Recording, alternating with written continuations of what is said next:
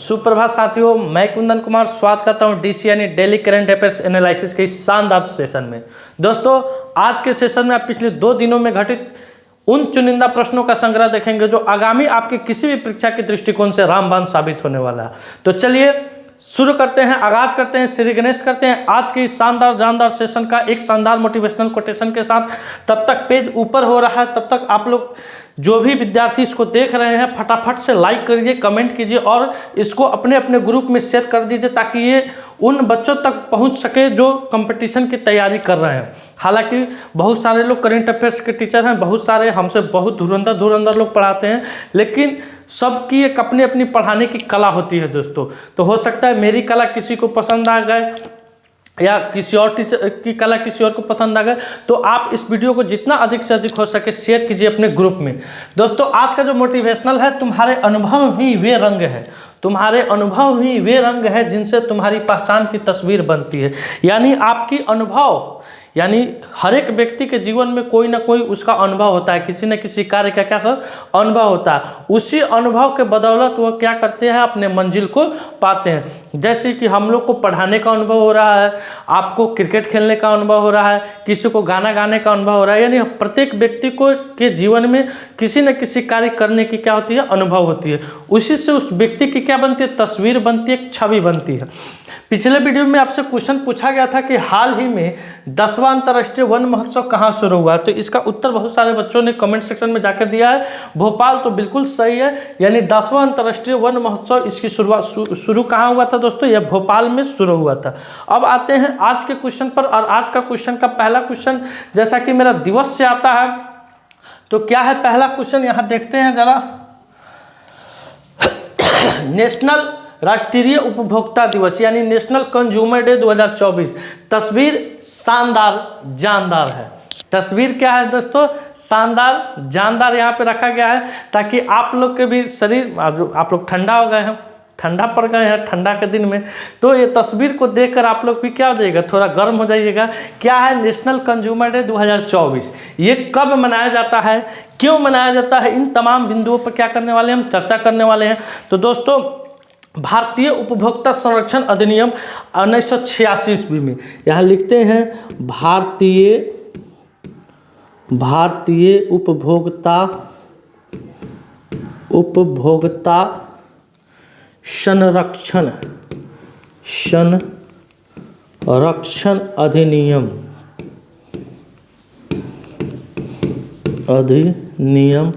1986 ईस्वी में। इस दिवस को मनाने के पीछे एक उद्देश्य है दोस्तों, उपभोक्ता को, यानी हम जो वस्तु मार्केट से खरीदते हैं तो हम क्या हो गए, उपभोक्ता हो गए। कोई भी चीज़, जैसे ये व्हाइट बोर्ड मैंने किसी से लिया है तो हम क्या हो गए, इसका उपभोक्ता हो गए। तो उपभोक्ता, अगर मान लीजिए इसकी खराबी हो रही है, ये कंपनी हमको ठीक समय पे बना के नहीं दे रही है, तो आखिर हम जाएंगे कहाँ, तो उपभोक्ता फोरम में जाएंगे, उपभोक्ता अदालत में जाएंगे। तो उसी के प्रति, उपभोक्ताओं के प्रति लोगों में जागरूक फैलाने के लिए हर एक साल हम लोग 24 दिसंबर को राष्ट्रीय उपभोक्ता दिवस के रूप में मनाते हैं। कितना, भारतीय उपभोक्ता संरक्षण अधिनियम 1986 के अंतर्गत मनाते हैं। अब आते हैं अगले क्वेश्चन की तरफ। अगला क्वेश्चन आपके स्क्रीन पे आ रहा है दोस्तों, काफ़ी अच्छा क्वेश्चन है, ये भी दिवस से क्वेश्चन है कि हाल ही में सुशासन दिवस कब मनाया गया है।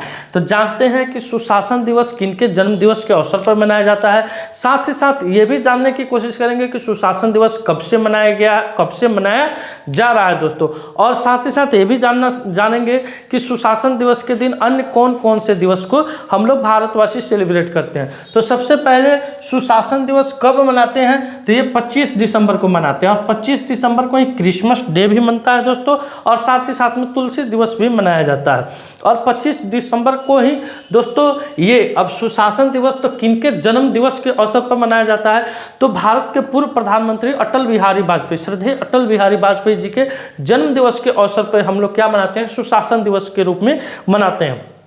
अब यहाँ एक प्रश्न उठ रहा है दोस्तों कि अटल बिहारी वाजपेयी जी, ये जो इनके जन्म दिवस पर जो हम लोग सुशासन दिवस मनाते हैं, ये आखिर कब से मनाया जा रहा है, तो 2014 से। कब से दोस्तों, 2014 से इनके जन्म दिवस के अवसर पर हर एक साल, जब 2014 में एनडीए की सरकार बनी थी उसी साल से दोस्तों हर एक साल 2014 ईस्वी से 25 दिसंबर को हम लोग क्या मनाते हैं, सुशासन दिवस के रूप में मनाते हैं।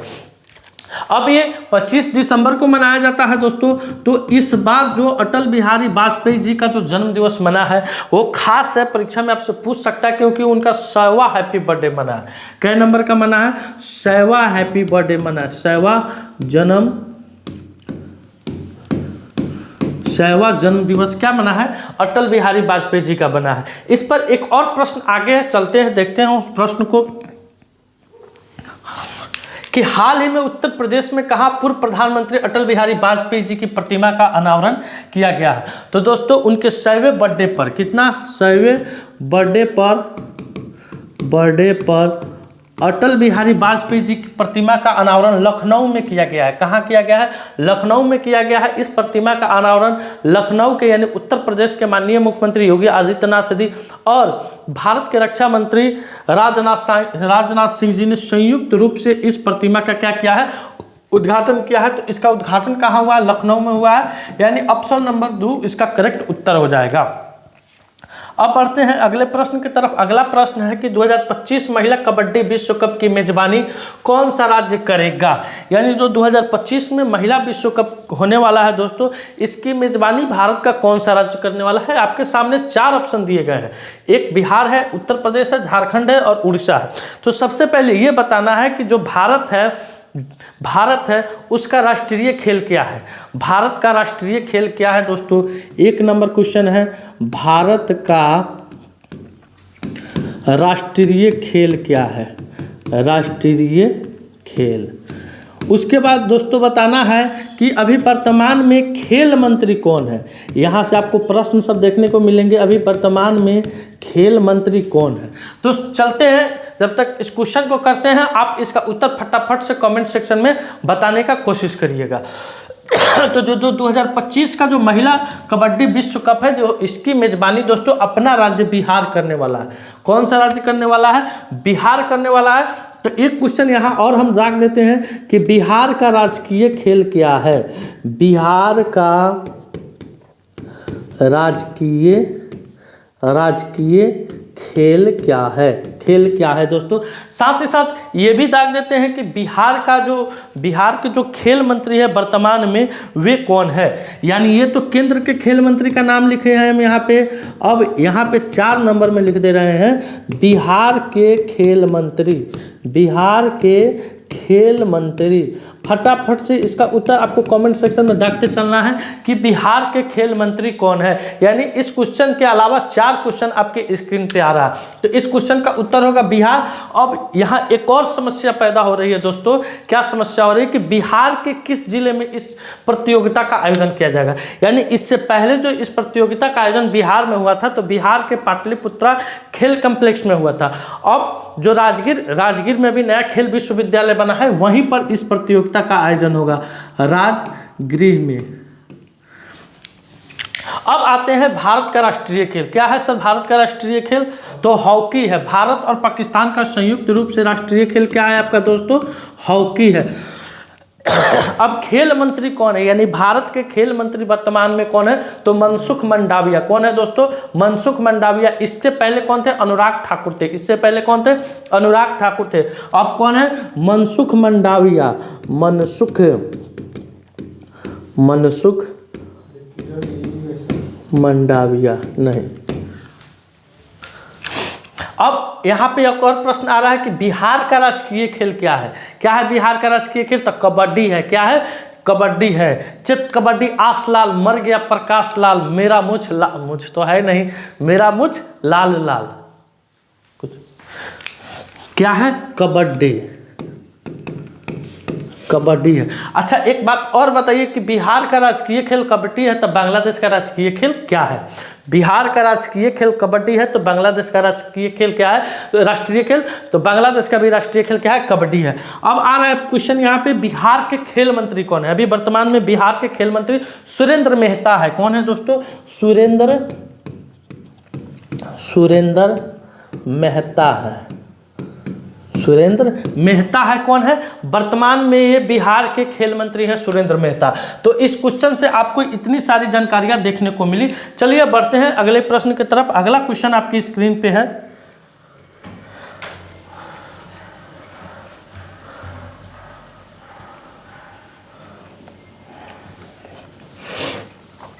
कि आरिफ मोहम्मद खान को, क्या है क्वेश्चन दोस्तों, अगला क्वेश्चन आपके स्क्रीन पे, कि आरिफ मोहम्मद खान को किस राज्य के नए राज्यपाल बनाए गए। तो इस क्वेश्चन से पहले, देखने से पहले यहाँ पे हम आपके लिए कुछ लिख देते हैं।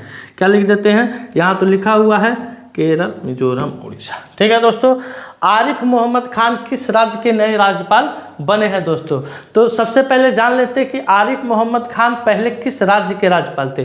तो दोस्तों आरिफ मोहम्मद खान पहले केरल राज्य के राज्यपाल थे। कहाँ के थे, केरल राज्य के राज्यपाल थे। अब यह वर्तमान बिहार राज्य के, कहाँ के दोस्तों, बिहार के, कहाँ के, बिहार राज्य के नए राज्यपाल के रूप में नियुक्त हुए हैं। तो बिहार के भूतपूर्व राज्यपाल कौन थे, इससे पहले थे तो राजेंद्र विश्वनाथ आलेकर जी थे। कौन थे दोस्तों, राजेंद्र विश्वनाथ आलेकर जी थे। अब वह कहाँ के राज्यपाल नियुक्त हुए हैं, तो अब वह दोस्तों राजेंद्र विश्वनाथ जी केरल के राजेंद्र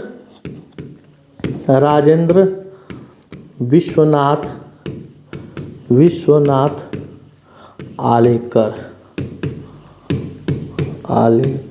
ये कहाँ के नियुक्त हुए हैं दोस्तों, तो केरल के हुए हैं। अब मिजोरम के भी नए राज्यपाल नियुक्त हुए, यानी मिजोरम के जो पूर्व राज्यपाल थे वे उड़ीसा के बने हैं। और मिजोरम में डॉक्टर बीके सिंह, कौन दोस्तों, general BK Singh, Mizoram general BK Singh दोस्तों, जनरल बीके सिंह को मिजोरम राज्य का नया राज्यपाल नियुक्त किया गया है। अब आते हैं, यानी अब बच गया उड़ीसा। तो यानी मिजोरम के जो राज्यपाल थे अब उड़ीसा के राज्यपाल बने हैं। तो डॉक्टर हरिबाबू कंफनपति, डॉक्टर हरिबाबू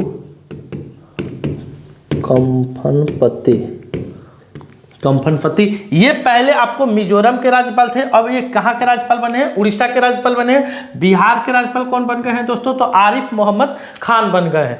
तो अभी 4 राज्यों के राज्यपाल की नियुक्ति। अब यहाँ उड़ीसा के जो राज्यपाल थे रघुवर दास, उन्होंने अपना इस्तीफा दे दिया। इस्तीफा देने के बाद ये सीट खाली हो गया था, तो डॉक्टर हरिबाबू कंफनपति को यहाँ के राज्यपाल नियुक्त किया गया। मिजोरम के राज्यपाल में जनरल बीके सिंह को, केरल के राज्यपाल राजेंद्र विश्वनाथ आलेकर को जो बिहार के राज्यपाल थे, और बिहार के राज्यपाल आरिफ मोहम्मद खान को बनाया गया जो कि पहले केरल के राज्यपाल थे। अब आते हैं अगले क्वेश्चन की तरफ। अगला क्वेश्चन आपके स्क्रीन पर है कि स्वर्णिम भारत विरासत एवं विकास 2025 में किस दिवस की थीम है। तो दोस्तों अभी गृह मंत्रालय के द्वारा भारतीय गणतंत्रता दिवस के अवसर पर, यानी 26 जनवरी को जो हम लोग गणतंत्र दिवस मनाने वाले हैं, उस अवसर पर दोस्तों एक थीम का आयोजन किया गया, एक थीम रखा गया, यानी कि विषय वस्तु रखा गया है कि किस विषय वस्तु पर इस बार की जो गणतंत्रता दिवस है उसको हम लोग सेलिब्रेट करें यानी मनाएं। तो क्या है दोस्तों, स्वर्णिम भारत, क्या है दोस्तों, स्वर्णिम भारत विरासत एवं विकास। क्या है, स्वर्णिम भारत विरासत एवं विकास 2025 इस बार की गणतंत्रता दिवस की क्या रहने वाली है, थीम रहने वाली है। और यह जो एग्जाम चल रहा है दोस्तों, इस एग्जाम के दृष्टिकोण से ये क्वेश्चन आपके लिए VVIB होने वाली है। तो इस क्वेश्चन को नोट कीजिएगा और अपने दिलो दिमाग में ताज़ा बनाए रखिएगा। अब बढ़ते हैं अगले क्वेश्चन की तरफ। अगला क्वेश्चन आपकी स्क्रीन पर है कि हाल ही में किस IIT ने नेक्स्ट जनरेशन एमोल्ड डिस्प्ले के लिए अनुसंधान केंद्र शुरू किया है। तो दोस्तों अभी IIT मद्रास के द्वारा, किस IIT के द्वारा, IIT मद्रास के द्वारा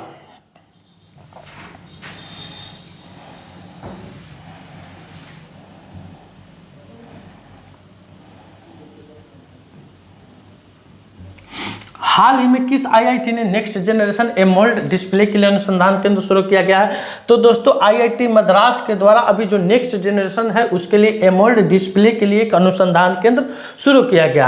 अब IIT की बात आ रही है तो चलते हैं देखते हैं IIT से कितने प्रश्न आपको याद है। यानी पिछले वीडियो में जो प्रश्न कराया गया था IIT से संबंधित, उस सारे प्रश्नों को यहाँ ऑनलाइनर के तौर पर रखा गया। देखते हैं IIT इंदौर के द्वारा 6G के लिए इंटेलिजेंस रिसीवर विकसित किया गया है। यानी आपके जेहन में सवाल आना चाहिए कि प्रश्न पूछ दे कि 6th जनरेशन के लिए इंटेलिजेंस रिसीवर विकसित किस IIT के द्वारा किया गया है। तो IIT इंदौर के द्वारा किया गया। IIT रोपड़ ने पेटेंट मैकेनिकल नी रिहैब डिवाइस विकसित की है। भारतीय रेलवे को अधिक सुरक्षित बनाने के लिए IIT दिल्ली के साथ साझेदारी की है। यानी भारतीय रेलवे ने अपने आप को, रेलवे को और अधिक सुरक्षित बनाने के लिए किस IIT के साथ साझेदारी किया? तो IIT दिल्ली के साथ क्या किया है? साझेदारी किया है। IIT गुवाहाटी ने बच्चों के लिए जगह बचाने वाला बहुउद्देशीय फर्नीचर विकसित किया है। मेटा और इंडिया AI ने IIT जोधपुर में सेंटर फॉर जेनरेटिव AI सृजन का अनावरण किया है। DRDO ने IIT दिल्ली के साथ मिलकर अभेद यानी advance ballistic for high energy defence system को लॉन्च किया है। Light weight bullet proof jacket विकसित की है दोस्तों। तो ये IIT से संबंधित कुछ पिछले वीडियो में पढ़ाया गया प्रश्न था, जिसको यहाँ पे रिवीजन के तौर पे रखा जाता है, जिससे आपका लेवल का पता चला कि आप इसको कितना याद रखे हैं दोस्तों। अब आते हैं अगले क्वेश्चन की तरफ। अगला क्वेश्चन आपकी स्क्रीन पे है कि हाल ही में जारी IIC टेस्ट बॉलर्स रैंकिंग में कौन शीर्ष पर रहा है? तो दोस्तों अभी हाल ही में IIC का टेस्ट बॉलर, यानी टेस्ट, यहाँ ध्यान दीजिएगा, वनडे का नहीं कर रहा है, T20 का नहीं कर रहा है, किसका कर रहा है? टेस्ट का कह रहा है। टेस्ट बॉलर्स के रैंकिंग में नंबर 1 पे अपने भारत के जसप्रीत बुमराह है। कौन है दोस्तों? नंबर 1 पे भारत के जसप्रीत बुमराह है। तो बात नंबर 1 की आती है तो नंबर 2 और नंबर 3 को नहीं छोड़ना चाहिए। अगर परीक्षा में पूछ दिया तो क्या होगा? क्योंकि ये नंबर 2 वाला ही कभी नंबर 1 पर जा सकता है और नंबर 3 वाला ही कभी नंबर 2 पे जा सकता है। तो 2 नंबर में है कैगिसो रबाडा। कौन है दोस्तों? कैगिसो रबाडा है। और 3 नंबर में है जोश हेजलेवुड। 3 नंबर में कौन है दोस्तों? जोश हेजलेवुड है। ये ICC टेस्ट बॉलर रैंकिंग में नंबर 1, नंबर 2 और नंबर 3 पे क्रमशः क्या है? विराजमान है। अब बढ़ते हैं अगले क्वेश्चन की तरफ। अगला क्वेश्चन आपके स्क्रीन पे आ रहा है कि हाल ही में कहाँ पहली वाइन उत्पादन इकाई शुरू की गई है?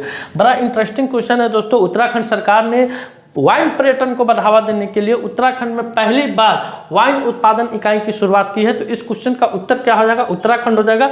और इसका मुख्य उद्देश्य क्या है दोस्तों? पर्यटन को बढ़ावा देना, यानी वाइन पर्यटन को बढ़ावा देना। वाइन पर्यटन को बढ़ावा देना। वाइन पर्यटन को क्या देना है दोस्तों? बढ़ावा देना है। इसका क्या है? प्रथम उद्देश्य है। इसलिए इसकी जो इकाई है, इसकी स्थापना की गई है उत्तराखंड में की गई है। अब बढ़ते हैं अगले क्वेश्चन की तरफ। अगला क्वेश्चन आपके स्क्रीन पर कि हाल ही में राष्ट्रीय विज्ञान ड्रामा महोत्सव का कहाँ आयोजित किया जाएगा? तो दोस्तों राष्ट्रीय विज्ञान नाट्य उत्सव, इसका आयोजन 30 दिसंबर को नई दिल्ली में किया जाएगा। कहाँ किया जाएगा दोस्तों? नई दिल्ली में किया जाएगा। अब बढ़ते हैं अगले क्वेश्चन की तरफ। अगला क्वेश्चन आपके स्क्रीन पे है कि हाल ही में किसे नेतृत्व के लिए श्री चंद्रशेखरेंद्र सरस्वती पुरस्कार मिला है? तो दोस्तों डॉक्टर S जयशंकर प्रसाद, जो कि भारत के अभी विदेश मंत्री हैं। कौन है? भारत के विदेश मंत्री हैं, विदेश मंत्री हैं। इन्हें दोस्तों इनके अच्छे यानी कुशल नेतृत्व के लिए श्री चंद्रशेखरेंद्र सरस्वती पुरस्कार से इन्हें सम्मानित किया गया। अश्विनी वैष्णव दोस्तों रेलवे मिनिस्टर है। कौन है? रेलवे मंत्री हैं। निर्मला सीतारमण वित्त मंत्री हैं। क्या है ये? वित्त मंत्री हैं। और नितिन गडकरी सड़क एवं परिवहन मंत्री, सड़क मंत्रालय इनके पास है। अब बढ़ते हैं अगले क्वेश्चन की तरफ। अगला क्वेश्चन आपके स्क्रीन पे आ रहा है दोस्तों कि हाल ही में कहाँ 100 दिन के टीबी उन्मूलन अभियान की शुरुआत की गई है? तो दोस्तों पंजाब राज्य में 100 दिन के लिए टीबी के उन्मूलन के लिए एक विशेष अभियान की शुरुआत की गई है। तो इस क्वेश्चन का उत्तर हो जाएगा ऑप्शन नंबर 3 यानी पंजाब हो जाएगा दोस्तों। अब बढ़ते हैं अगले क्वेश्चन की तरफ। अगला क्वेश्चन आपके स्क्रीन पर है कि हाल ही में जैसलमेर के पत्थरों से बना देश का पहला डिजिटल म्यूजियम कहाँ खुला है? तो दोस्तों ये लगभग 12 साल से बन रहा है। क्या बन रहा है? 12 साल से इसका निर्माण हो रहा था। इसका निर्माण हो रहा है। और इसकी जो बजट है यानी निर्माण की बजट है वो कितनी है? 400 करोड़ 400 करोड़ है दोस्तों। यह कहाँ बना है? तो महाराष्ट्र में बना है। कहाँ बना है दोस्तों? महाराष्ट्र में देश का पहला डिजिटल म्यूजियम बना है। क्या बना है? देश का पहला डिजिटल म्यूजियम कहाँ बना है? महाराष्ट्र में बना है। अब आते हैं अगले प्रश्न की तरफ। अगला प्रश्न है आज का सवाल, और आज के सवाल में आप देखिएगा कि हाल ही में केंद्र सरकार ने किस राज्य को ऋण सब्सिडी के लिए 47 एथेनॉल परियोजनाओं को मंजूरी दी है। इस क्वेश्चन के ऊपर काफी चर्चा हुआ था दोस्तों क्लास के दौरान, तो इसका उत्तर आपको चर्चा सहित कमेंट सेक्शन में जाकर देना है। चलिए अब पिछले वीडियो का जो क्लास हुआ था, यानी फटाफट अंदाज में रिवीजन कराया जाता है दोस्तों, तो चलिए शुरू करते हैं फटाफट अंदाज में रिवीजन। राष्ट्रीय किसान दिवस कब मनाया गया है? तो 23 दिसंबर को चौधरी चरण जी के जन्म दिवस के शुभ अवसर पर मनाया गया है। 2024 में इनकी मृत्यु होती है और मृत्यु के उपरांत इन्हें भारत रत्न से नवाजा जाता है दोस्तों। अब आते हैं अगले प्रश्न पर। निम्नलिखित में से किसे बिहार का नया पुलिस महानिदेशक यानी डीजीपी नियुक्त किया गया है? तो विनय कुमार को बिहार का नया पुलिस महानिदेशक यानी डीजीपी नियुक्त किया गया है। अगला प्रश्न है कि एनटीपीसी ग्रीन एनर्जी लिमिटेड यानी एनजीईएल ने रिन्यूएबल एनर्जी प्रोजेक्ट्स के लिए किस राज्य सरकार के उद्योग विभाग के साथ समझौता किया है? तो बिहार के उद्योग विभाग के साथ समझौता किया। और बिहार के उद्योग मंत्री अभी कौन है? इसका उत्तर आपको कमेंट सेक्शन में देना है, लास्ट में हम इसको बता भी देंगे। नीतीश मिश्रा है। बिहार के किस जिले के महेंद्र मलगनिया को मैथिली साहित्य में निबंध श्रेणी प्रबंध संग्रह के लिए साहित्य अकादमी पुरस्कार 2024 में सम्मानित किया जाएगा? तो बिहार के मधुबनी के हैं महेंद्र मलगनिया, इन्हें मैथिली साहित्य में निबंध प्रबंधन के लिए 2024 में साहित्य अकादमी पुरस्कार से सम्मानित किया जाएगा। अब आते हैं अगले क्वेश्चन पर कि निम्नलिखित में से किस राज्य का मसाली गांव सौर ऊर्जा से चलने वाला भारत का पहला सीमावर्ती गांव बना है? तो ये क्वेश्चन काफी सुर्खियों में है और आए दिनों आपके किसी भी परीक्षा में ये क्वेश्चन टपक सकता है। तो टपकने के साथ ही इस क्वेश्चन का उत्तर जान लीजिए। गुजरात है, और गुजरात का जो सीमावर्ती है पाकिस्तान से सीमा साझा करता है, और यह सौर ऊर्जा से चलने वाला भारत का पहला सीमावर्ती गांव बन गया है। अगला क्वेश्चन है कि हाल ही में किस राज्य सरकार ने दलित छात्रों के लिए डॉक्टर अंबेडकर छात्रवृत्ति शुरू की है? तो दिल्ली गवर्नमेंट ने दलित छात्र जो कि विदेश में पढ़ते हैं, यही इंडिया में नहीं, विदेश में पढ़ते हैं, उनके आने जाने रहने सहने खाने पीने पढ़ाई लिखाई का सारा खर्च कौन संभालेगी? तो दिल्ली गवर्नमेंट संभालेगी। हाल ही में किसे national human right commission NHRC का अध्यक्ष बनाया गया है? तो वी रामा सुब्रमण्यम को। आपके एग्जाम में एक नियुक्ति से क्वेश्चन पूछता है, पूछा था कि नहीं सर? यानी नियुक्ति जितना पढ़ाया जाता है उसको एकदम दिमाग में गांठ बना कर रख लीजिएगा। नियुक्ति से एक क्वेश्चन पूछता है। अभी सिविल कोर्ट क्लर्क का एग्जाम हुआ है, उसमें क्वेश्चन पूछा गया था नियुक्ति से। अगला क्वेश्चन है कि हाल ही में भारत के पहले बायोबिटुमेन राष्ट्रीय राजमार्ग का उद्घाटन कहाँ हुआ? तो इसका उत्तर हो जाएगा नागपुर में हुआ है, नितिन गडकरी के द्वारा किया गया है। जितना भी हम लोग वर्मी कंपोस्ट यानी जितना कूड़ा करकट फेंकते हैं घरों के बाहर, उससे नितिन गडकरी जी ने क्या बना दिया था? रोड बना दिया था, NH44 बना दिया है। अब आते हैं हाल ही में एशिया पैसिफिक वेसिकुलर सोसाइटी से लाइफ टाइम अचीवमेंट अवार्ड से किसे सम्मानित किया गया है? तो डॉक्टर विशाखा त्रिपाठी को सम्मानित किया गया है। ऑल इंडिया लिमिटेड ने किसे अपना CFO नियुक्त किया है? तो अभिजीत मजूमदार को नियुक्त किया है। अगला है 2025 में ISF जूनियर शूटिंग विश्व कप की मेजबानी कौन सा देश करेगा? तो अपना देश भारत करने वाला है। तो ये दोस्तों आज का सेशन है मेरा। अगर यह सेशन आपको अच्छा लगा हो तो सेशन को लाइक कीजिएगा, शेयर कीजिएगा। चैनल पर नए विजिट करने आए तो चैनल को सब्सक्राइब कीजिएगा। मिलते हैं आपसे अगले वीडियो में इसी जोश के साथ, इसी अंदाज के साथ, इसी समय में। तब तक के लिए धन्यवाद। अपना ख्याल रखिएगा, ठंड से बचिएगा। भारत माता की जय।